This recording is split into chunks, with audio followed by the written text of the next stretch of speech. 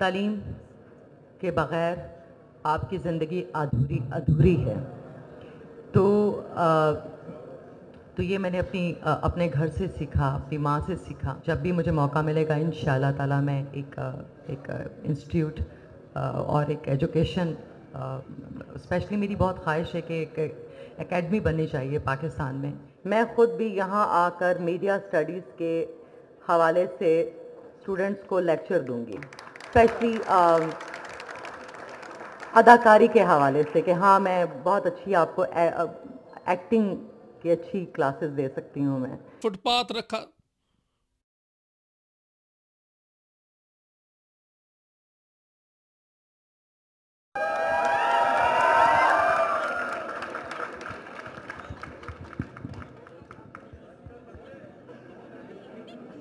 अब्दुल रहमान खान, बात सवाल की हुई थी।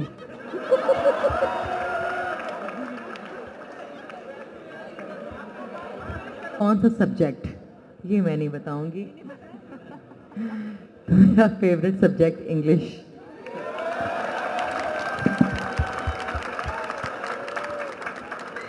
आपने तो बहुत से आर्टिस्ट के साथ काम किया है, तो आपकी क्या विश है कि किसके साथ काम करना चाहिए? मतलब व्हाट इज योर विश?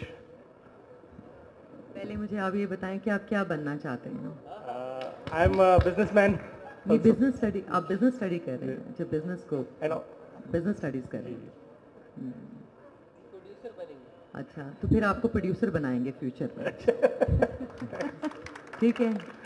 आप जब आप बहुत सारे पैसे कमाएंगे और अच्छा बिजनेस करेंगे और फ्यूचर में एक बड़े बिजनेसमैन, आप अल्लाह करे कि आप बहुत बड़े, आपको कामयाबी सक्सेस मिले आपको। थैंक्स। तो फिर आप फिल्म प्रोड्यूस करने आइएगा। ठीक है, थैंक यू। और सवाल क्या था आपका? मेरा ये सवाल था कि आपने तो बहुत से आर्टिस्ट के साथ काम कर चुकी मेरी हैं ना? बहुत ख्वाहिश है कि मेरी बहुत ख्वाहिश थी और किसी हद तक कमिटमेंट भी हो चुकी है, और मेरी बहुत ख्वाहिश थी